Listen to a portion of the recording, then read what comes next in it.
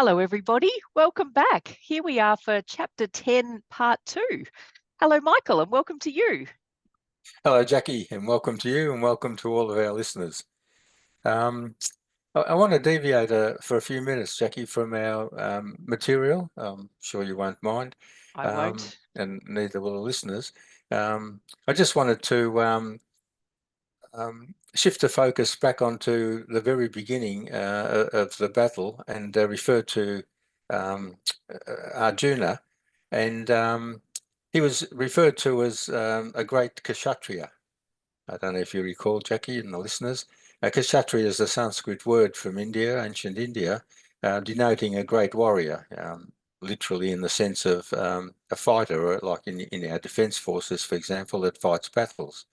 But we quickly came to realise after discussions and reading the material and the podcasts leading up to this thus far, is that there's a different battle to be fought by a human being, and that's the battle for self-discovery, as Arjuna came eventually to realise that he was fighting the battle for his own soul. And that's in essence what we're all doing, isn't it? So I just wanted to take this opportunity, because I don't think I've done it for a while, to give a pep talk, if you like, to my fellow Kshatriyas. We're all fighting this battle together, listeners, Jacqui, me included. And it requires great bravery and courage and perseverance in a different sense to fighting on a battlefield with guns and bombs and so on. But nevertheless, it still requires those qualities. And people who haven't got that courage aren't doing this work. And so it's the courage for truth, in other words.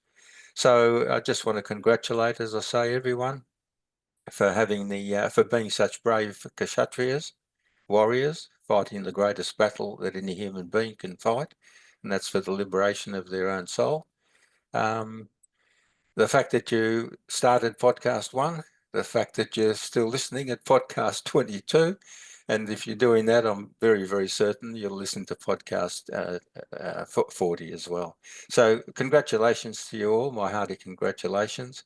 I can assure you it's a very rare thing that we're all embarking on in the search for truth in today's day and age. And just to add on to that as well, that when the 40 podcasts finish, I'd still be expecting you to all continue the battle until you draw your final breath on this mortal earth. All right, Jacqui. So just as I say, It's beautiful. Well done, everyone. I think the words of encouragement are lovely. A little deviation, a pep talk, I'm sure are greatly appreciated. Like, life is sometimes very hard work, even to make small changes. Like in this past week, I've gone on a little health kick because I've got a few injuries I'm trying to overcome. And so I'm sort of dealing with foods that go into my body. Are they inflammatory? Not? Are they, helping or hurting my injury further? I'm doing some more exercise, even things like that are not necessarily soulful, although you could say there's, the higher self is like, you got to be in good shape to live this life and be your best version of human being. But even that can be really hard work sometimes. You sort of look and you think, oh, I'm 50, nearly 51, and this is hard work. Am I ever going to get there? Am I ever going to break some of these habits and, do the things I know I should do to age well and live well? Like, even that can be hard. So I think the little pep talks and reminders that in whatever way we can be the best version of ourselves, keep going. Doesn't matter what age and stage, keep going, steps forward, doing the best we can. And certainly material like this, which is so rich. I'm finding it rich. Like, my life is enriched by having these conversations with you on a regular basis. And I was already reading spiritual material. I already had yoga and meditation in my life. So it's the frequency. And I really hope that the listeners, if they're tuning in reasonably regularly, I'm hoping that you're feeling that too. The frequency of these kind of conversations is so uplifting. So thanks for your words of encouragement. I'm sure everybody is appreciative. Oh, thank you, Jacqui. And once again, you've nailed it, and you've come in just at the right time, because you're using your own example that things catch up with you and with all of us in life, whether it's health-wise or this-wise or this-wise. It doesn't matter. There's constant sort of pressure there, in a sense. I omitted sort of saying, and it gives me an opportunity to say it now, that The reason for sort of really making these initial comments at the beginning is because I'm aware that obviously through my own experience on this journey, but also through dealing with students over 30 odd years, that there's the ego's constantly within you trying to derail each individual. Oh, you haven't got time to listen to the podcast. It's more you've got to get to the gym, or you've got to pick the kids up, or take them somewhere, or do something. Well, yeah, you've got to do all of those things to some extent or other, but you should be able to manage your life, and the listeners obviously are, because they're tuning in.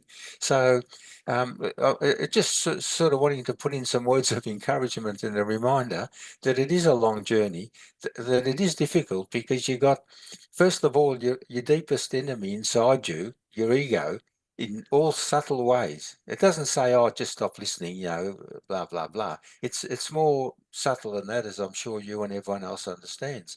But it's not only that; it's the pull of the entire world. The whole planet is designed to keep you off this track, to stop you fighting the battle.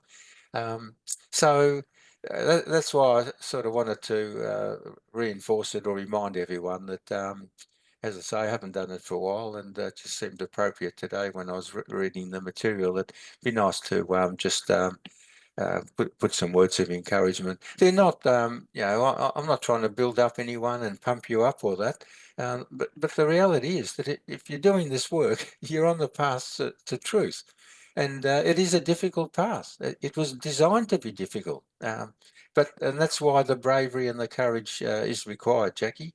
And all I'm saying to everyone is, you're showing that by the fact that you're continuing to tune into these podcasts. And all I'm simply doing is congratulating you heartily, and saying and reminding you, it's not meant to be easy, but it's possible. It's victory's assured. All of the material we'll be doing lately, Krishna is saying, assuredly you will be one with me. If you listen to my teaching, and if you put it into practice, it's a guarantee. I've mentioned that very strongly. So I'm just reinforcing that, and from a, if you like, a human perspective, and as the presenter of this material on these podcasts, that's what's happening. So you can't make it up. It's either happening or it's not happening. I can see it's happening, and I'm sure, 100% sure, that people realise that it's happening. The listeners, you yourself as well. So again, congratulations, well done. Fight on courageously, fellow Kshatriyas. All right, Jacqui. Sounds good. I think that was a nice. It was going to be 2 or 3 minutes, but that's all right. That's how these podcasts flow. We need a speed up button on you at times. All right. Well, we continue today with podcast 22, folk, concluding part 2 of chapter 10, which are describing the divine manifestations and glories of Lord Brahman, or God, or the Absolute, or the Supreme Being. So we finished off last week, Jacqui and listeners, if you remember, with Arjuna in a reflective state. He was sort of talking to himself, in a sense. Krishna had sort of quietened down, wasn't saying anything, because he realised the condition he was in, and he was just sort of sorting himself out with accumulating what he's been learning, and putting into daily practice and so on. So we finished with Arjuna in a reflective state, pondering on Krishna's teachings, trying to get it all clear in his head, and more questions swirling around constantly, and so on. And it's very similar to what we're all doing on our journey as we journey on our spiritual path. So just linking in again that Arjuna's us, and he's doing that, and we're all doing that. All the questions you've said, Jacqui, that people have asked you, do I mean this or do I mean that? Well, these are things swirling around in people's minds, aren't they? We're not meaning swirling like wasteful or anything like that. It means trying to get it all sorted out so we can really understand what it's all about. And that's a natural process. It's a very important one that gets dealt with. So it's not derogatory in any way, just explaining that that's the state he's in. Because he's really being presented, like we all are, with enormous new material. all this new knowledge that many people are getting. I talked last week, I think, saying we all got an idea of the higher self, but basically it's been very, very limited. So this is an opportunity over these 6 chapters to zero in more fully and focus just on those aspects of the Lord or the Creator or whoever you like to call it. So we begin with Lord Sri Krishna replying to Arjuna, continuing to extol the myriad manifestations of his virtues as he did in the last chapter. So there's a continuum over these chapters, as I've mentioned, Jacqui. While declaring himself as the quintessence of every being and everything.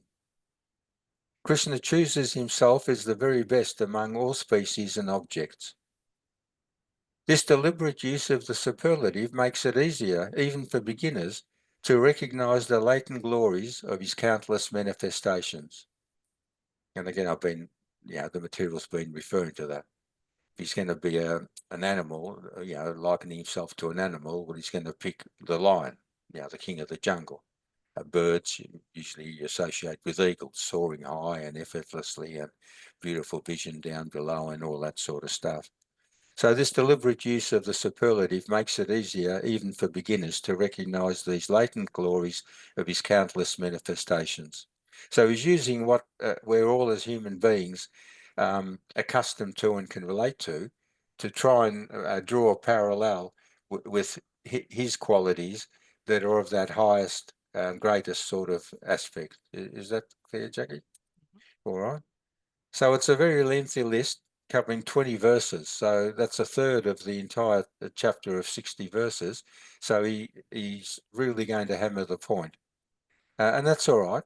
But I'd just like to remind all the listeners, don't try and remember the whole list. I'm going to read about 20 or 30 of them, but just simply absorb it and try and get that the enormous breadth and the enormous depth and of this entity that's impossible to describe by words, but we've got no other choice but to use words until they take us transcend from the words and the thinking mind into that buddhi, all-knowing mind, that real connection.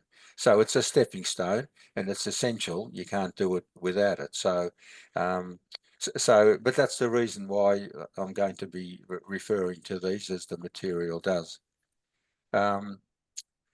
So Krishna says to Arjuna, answering, Arjuna had asked him, can you describe yourself? So he says, so be it, my beloved friend, Krishna says, I will unfold to thee some of the chief aspects of my glory. Of its full extent, there is no end. So even there we get a sense, Jacqui, of this limitless aspect. You're just going to describe a few of them. Yeah, you could describe 1,000 and still wouldn't cover the whole spectrum. But we should be able to get a glimpse of that from these samples are going to read out of the limitlessness of all of this. Is that okay? But from this partial knowledge you may infer my infinitude. I am the self, seated in the heart of all beings. What a powerful word. Yeah, I am the self, seated in the heart of all 8 billion human beings. That should be a big uplift for everyone as well, just that one line. Of the deities presiding over light, I am the daytime luminary of the radiant sun and also its warmth. And of the light of the night, I am the moon. And of the wind gods, I am who bring immense good to the world. I am the whirlwind. I am the foremost of all the ancient scriptures. All the ancient scriptures, Jacqui. Christian, Buddhism, Hinduism, everything is all comes from him. All the ancient scriptures. I am the foremost of the sense organs. I am the emotions that record all sensations. There's nothing specific, Jacqui, is it? It's just broad terms. Yeah, all the emotions. I'm the one that records. That's that USB stick or the computer program. Everything's recorded there in each individual human being. Of the numerous levels of life awareness that exist in all life forms, I am the pure consciousness. Of the deities of destruction, I am Shiva. Many of the listeners would be aware of Shiva, plays the role of the destroyer of the creation. But it also destroys the evil in the mind, which brings humanity's lasting well-being. And of all the and it's also the destroyer of all beings, our final death when we finish this life cycle due to Shiva, and also the end or the death, if you like, of the entire creation when that comes to a close as well. So this same entity brings it all into existence, sustains it all during its existence, and then finishes off the entire existence of the entire creation and everything within it. And it's just like life cycles. Like when we go to sleep at night and we wake up next morning, it's a different day. When we finish our 70-odd years of life and we die, we get a new body and we continue on. It's another lifetime. And then there's a creation. It has a birth and a death and an existence, and then a final death as well. So it's nothing unusual, nothing different, just on a very microscopic scale and also on a macroscopic scale. And of the higher spiritual teachers who administer the code of conduct, know me to be the chief priest. So, you know, we talk about popes and priests and rabbis and all this. Well, he's saying of all of the teachers and all of that, I'm the chief priest. I'm the highest, I'm the leading force. He says of all the mountains, I'm Mount Meru, which in the human structure equates with the life force in the spinal column. And most of our listeners, Jacqui, would understand the chakras and understand the kundalini and how as a serpent it rises through the being. So that's this reference to that, like a mountain going up and up the mountain. And then he says in this particular aspect, and I'm going to expand on it a little bit, of all the bodies of water, I'm the ocean into which all rest, or into which all rest. So most rivers flow into the ocean. Yeah. And the ones that flow inland into lakes and so on, well, they eventually evaporate, fall into rain, and then run into rivers that fall into the ocean. So it's a continuous cycle, but just making that, you know, everything comes into him in the end. So I'd just like to elaborate here, Jacqui, and listeners on the word ocean, because it comes up frequently in these sorts of teachings. So we all understand the physical oceans. Here on planet Earth, we've got huge oceans called the Atlantic Ocean, the Pacific Ocean, the Indian Ocean, and so on, and then smaller oceans, but they're all oceans. And all the waters flow into those oceans one way or another. Sorry, all rivers, I think I said oceans. But then we've got reference to subtle oceans. Yeah, subtle means they're not like water and running into an ocean. So there's what's known, especially in this teaching, is the ocean of Maya, the ocean of illusion, the sea of illusion. Jacqui, you're familiar with that? And I think I've mentioned that in the teachings already. The sea of illusion in which the entire creation is immersed. So this entire creation, as we know it, is in the ocean of Maya, the ocean of illusion, meaning it's not real. It's only an imaginary thing that most people on the planet believe is real. And it's only people like us that are trying to break free of that herd mentality and that general universal acceptance, which is what operates today. There's an inner knowing in everyone. When he says, I reside in the heart of every being, that means people are drawing on that inner aspect of their being. And there's one way or another getting suspicious that this isn't all what it's cut out to be, these lifetimes, this planet, this whole earth as we know it. And so this isn't something I'm making up. I'm sure everyone realizes. It's called the ocean of Maya, or the world of Maya. The creation, the whole creation is Maya. Presents as real, looks real. You touch bodies and they're real, and your mind's real and your emotions are real. All of those things are real. but they're only real in the sense that they appear real to you because you identify strongly with them as to that's who you are and what you are and whatever. Once you get an inkling that there's a higher part of you, that divine aspect that we talk about, your soul or godlike nature or whatever, then you start to realize that's what's real. And so they can't all be real. So the other one has to take on the aspect of starting to realize, well, that's not really real. I'm part of it and exists, but it's not really who I am. So is that making sense? It is. And then Would it be fair for people listening to sort of draw that out a little and think that through the realness of things, it like I understand what you're saying. Like I've read enough on this, I understand it. But it's even if it feels real, just reminding ourselves of the temporary nature of it and the impermanence of it. It's a bit different, isn't it? But that's probably a usure starting point for people to start reminding themselves of. Yeah, well, it's more than a useful starting point. That's getting into it a fair bit. If you can start seeing it like you just described it. See, again, ego's trying to make it sound to you that's not very important. The fact that you're recognizing that that aspect of permanence and impermanence is very critical. Yeah. So once you start realizing that an insect has only got a very short life, it's not very permanent at all. A flower has limited. You get some flowers, put them in a vase, within a few days or a week, they're dead, aren't they? The bush that it came from can live for a year or two, but eventually that'll die as well. So anything that's born and lives and dies is not permanent. There's one part in us that never dies, and that's what's called the soul. That's the divine spark. That's the consciousness. So consciousness is not born and doesn't die. It doesn't exist. It just is. Well, that part of us is all that's real.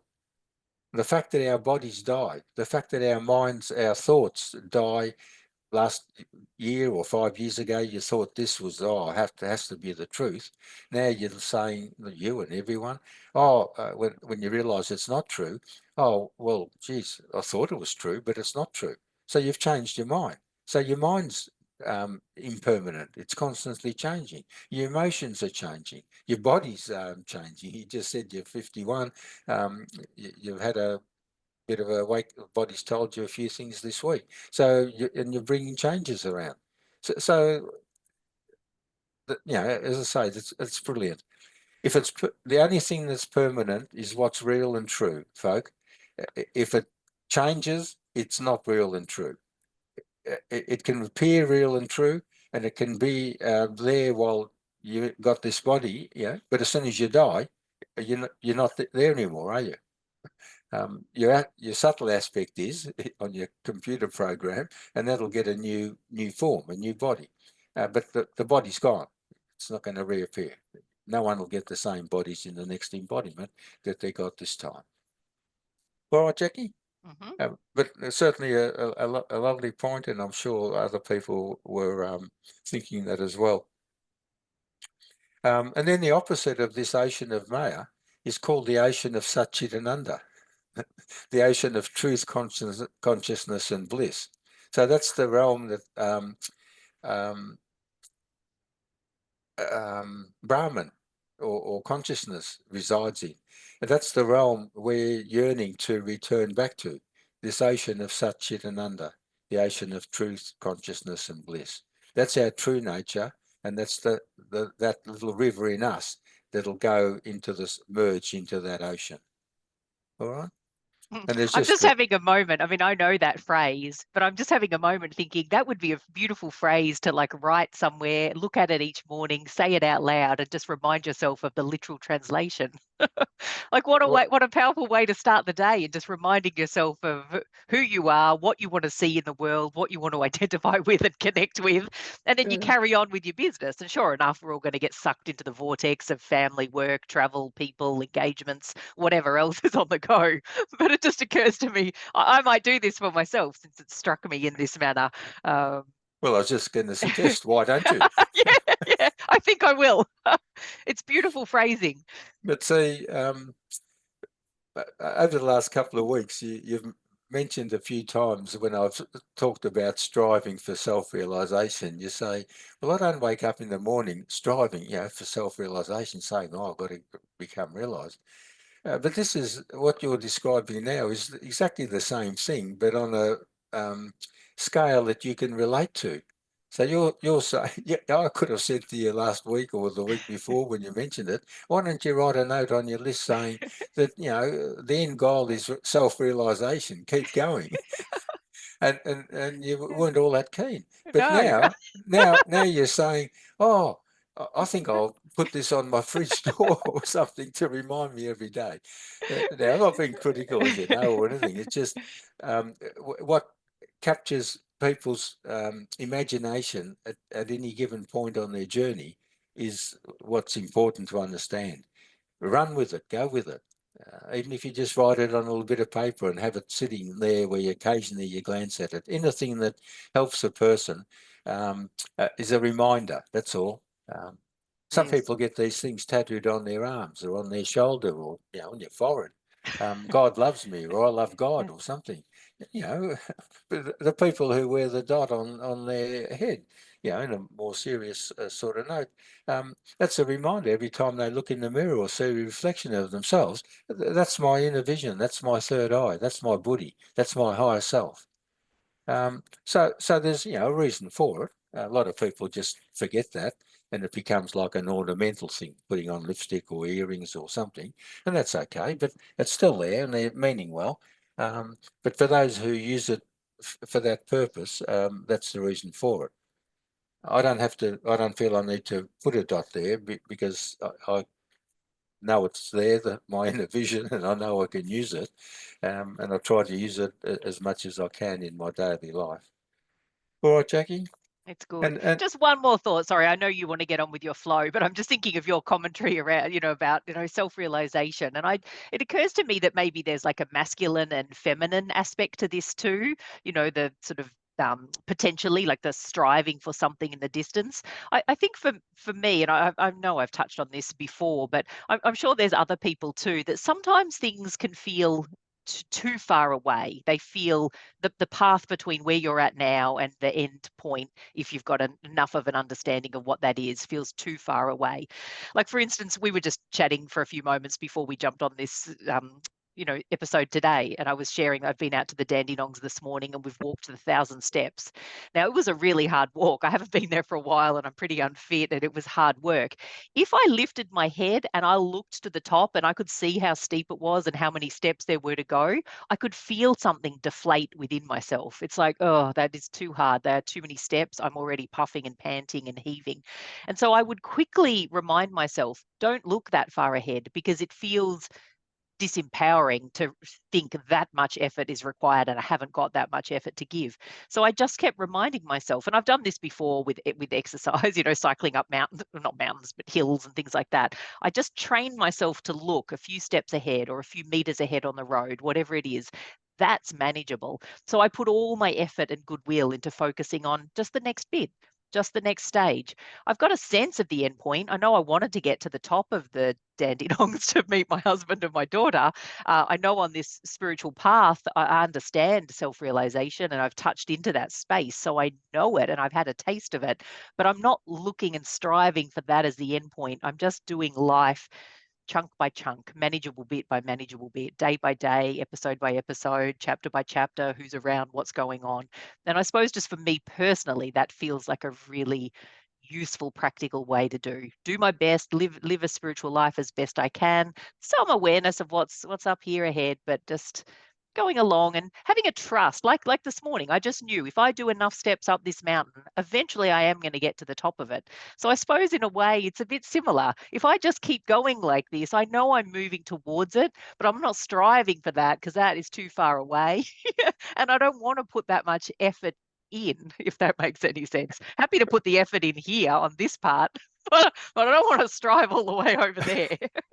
You're pretty funny sometimes, Jacqui. You're pretty funny sometimes. What's funny Um, about that?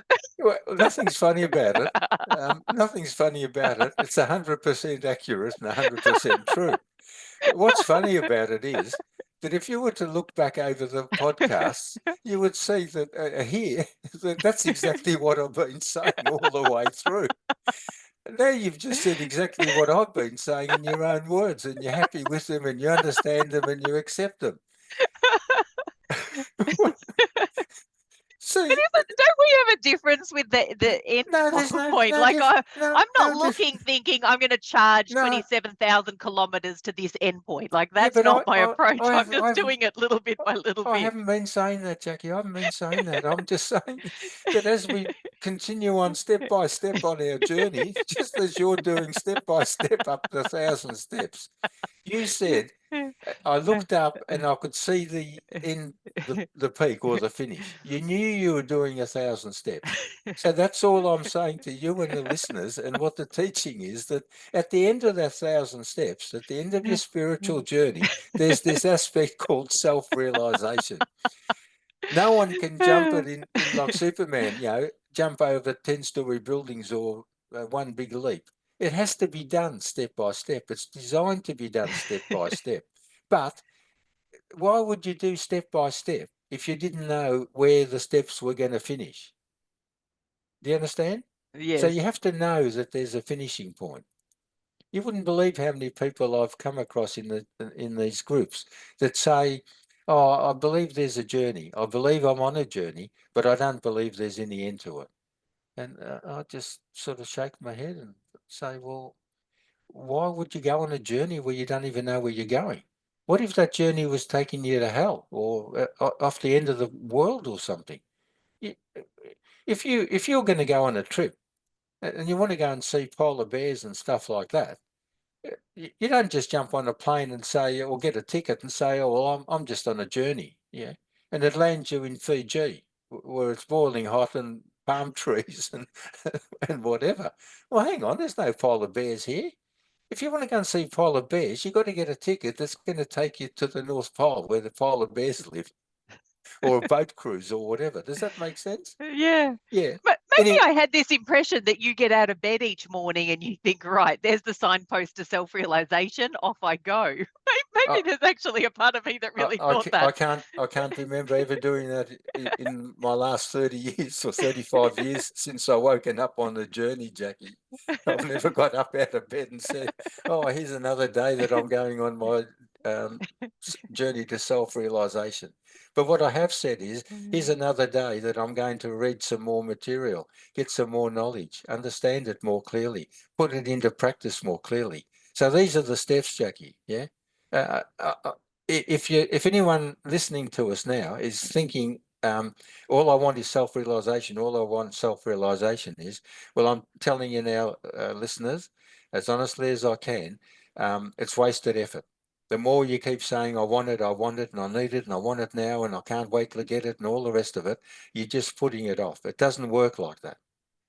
And You those only, people truly exist. Like I've come yes, across they many do, they many do. people like this, Yeah, but particularly in what I term yoga But land. don't be thinking that's me, Jacqui. I don't No, no. exist like that. No. And if No, I've no, and I conveyed that wasn't to putting you, you in that category at all. I know your endeavors are very earnest. I suppose what I'm meaning just by bringing this to light is sometimes you really do come across these people that are so actively striving and they let everybody know around them. And in a way, they sort of, it's like their attention turns in. They look a little bit selfish in their desire to just well, they achieve and are.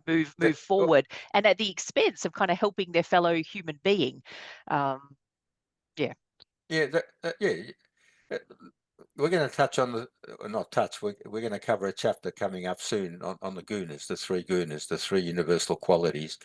And those three gunas, tamas, rajas, and sattva, have got what's called both demonic and godly aspects. So everything in the creation's got, like we are, godly and egoic, or real and unreal. So these qualities have that same thing.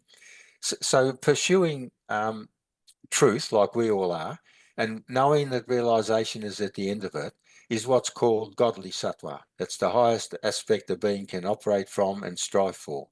The people who are using the truth, but using it in that, as you say, selfish or egoic or sort of aggressive manner, are using that sattva in a demonic. So what they're trying to do is sattvic, is pure, but how they're going about it is not pure. If that, just can't go into any more detail on it than that's that. enough detail. That's very, very clear. Yeah. So I would be not wanting or urging any of our listeners to go down that path. I'd be saying, if you go down that path, it's going to hold you back and it's going to be detrimental to your spiritual growth. There's a process that needs to be followed, and it's all spelt out in his teachings. Slowly, step by step, you will reach me. And if you insist, if you force on me that you want to be with me, which is this aggressive sort of attitude, God's going to pull back. He's saying, no, you can't come and merge with me with that sort of attitude. Do you understand? Because it looks unappealing. Like, I'm trying not to be judgmental, but as an onlooker, what I observe when I come across some of these characters, sort of striving in this way, it looks lonely, it looks selfish, it looks like there's a lack of care and concern for those around them. It's very orientated to their own development and their own end goal. And there is an at all costs element or energy to it, it appears. Yeah. And it's, I'll just add one more line to it. The being means well doing that. I've got no hesitation or doubt about it. Just ego's convinced them to go about it a different way than step by step, gentle, slowly, to go aggressive. And it's a contradiction in terms.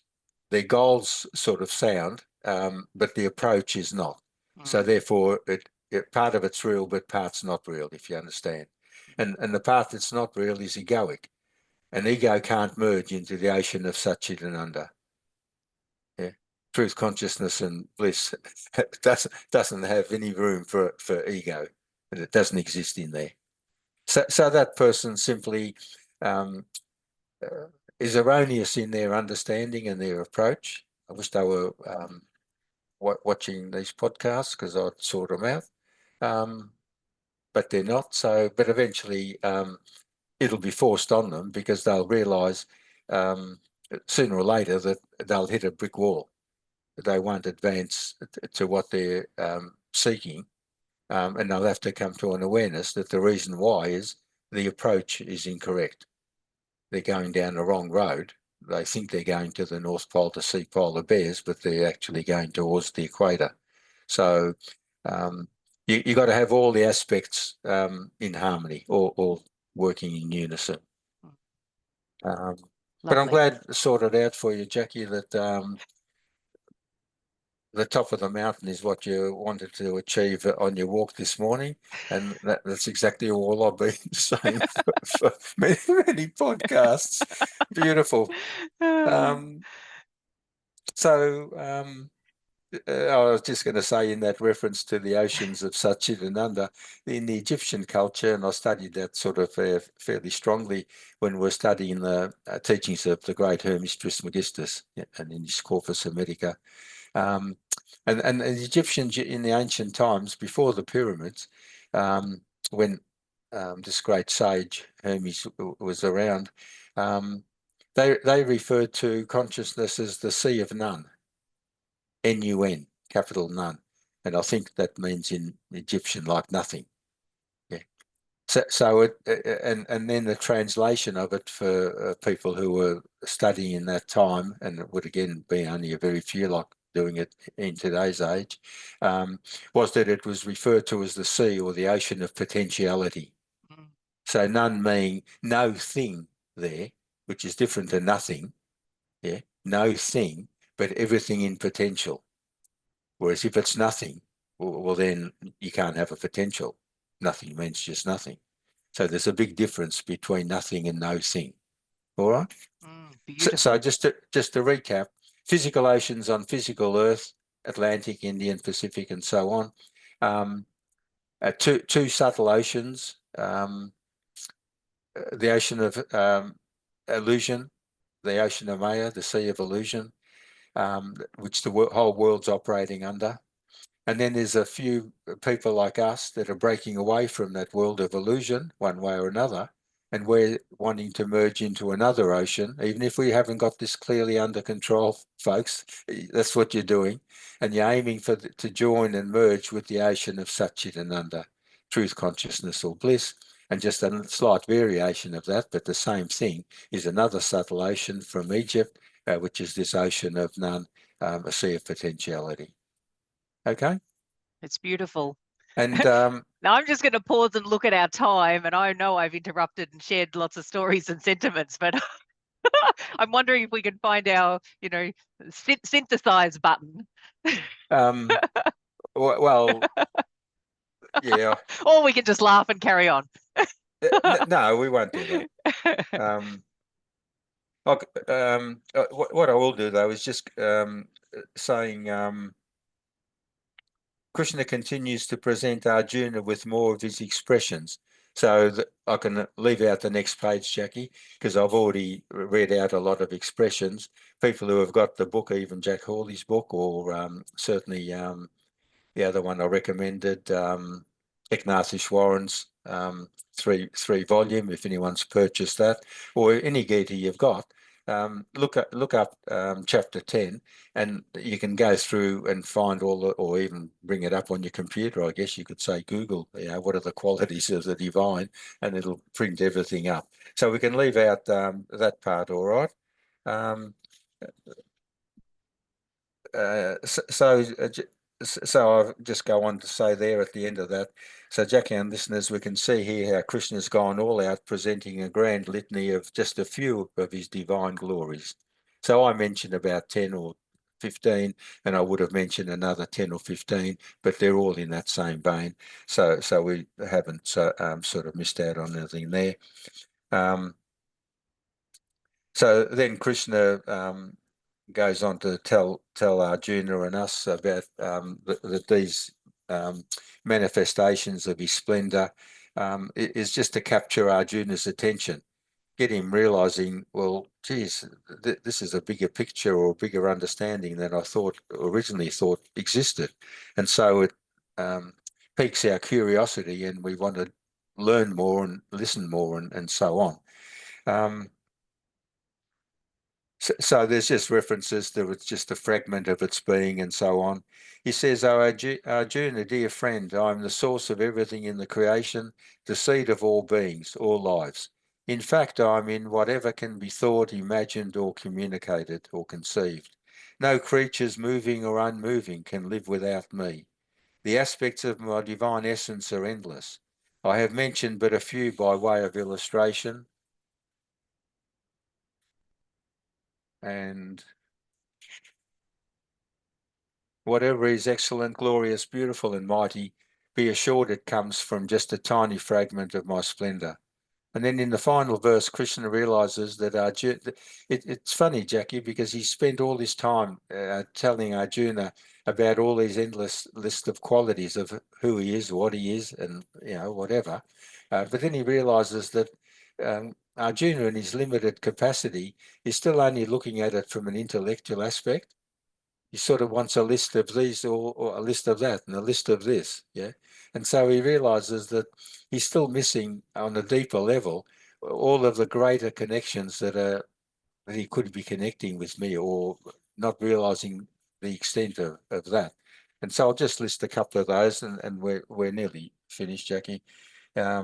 So he knows that Arjuna is not yet capable of comprehending. So he warns him, and this is the last little passage, he warns him not to get lost in endless lists of examples and categories. And this is useful in a general sense to everyone. People read, and I was, this applied to me early in the years, in my years. I was reading and studying and making notes and everything. And people used to say to me occasionally, some of the more senior people in the groups and that, you don't need so much knowledge. You don't need to read so many books. And, in the end, I'd say, oh, yeah, okay, I don't, and race out and buy another one or two books and sort of continue on. But that's, we're all different, and you need as much as you sort of feel you need.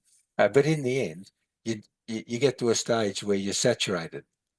meaning that you've got all the knowledge, and now it starts to be more applying that knowledge and living it. Yeah. So because that's another sattvic trap, a demonic sattva. The more knowledge I get, the more knowledge, the more books I read. Yeah, I've read a lot and I know a lot, but I know that I haven't read. There's 50 other books I could read. Well, then it's stopping you or preventing you, slowing you down from applying it.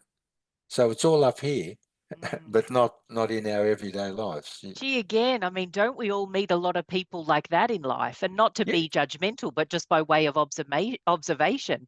I think so many of us, you meet people that are so intelligent, so clever, they know so much, and yet their life can be an absolute shambles, like falling apart. They know a lot, but they don't apply it, and therefore the results are in their lived experience. Yes, yeah. You're spot on again, and that's exactly it. But there's sort of all thousands of these issues that we could describe and refer to. So he finishes off by he warns him not to get lost in endless lists of examples and categories, and leaves him with these 2 lines, Jacqui, and that's the finish, and I'll just give the exercise. He says, look, all you really need to know is that I, Brahman, alone exist. And that I support the entire cosmos with only a minute fragment of my being. That's all we really need to get our heads around. Now, if this podcast is enough for everyone and that makes them understand, terrific. If you need a few more podcasts or a few more books or something like that, well, okay. You need what you need. But in the end, once you've read 100 books or 1,000 books, it'll come down. What you'll understand is just know that I, Brahman, alone exists and support this entire creation with just one little fragment of my being.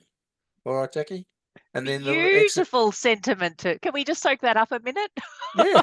Beautiful sentiment. I just feel like I need to take that in. Good. You're lovely. Good. Thanks. Yeah. I just needed a moment. And so in the next chapter, Arjuna will beg his friend to show him this infinite universal form. So he's asked him in this last couple of chapters, give me an example.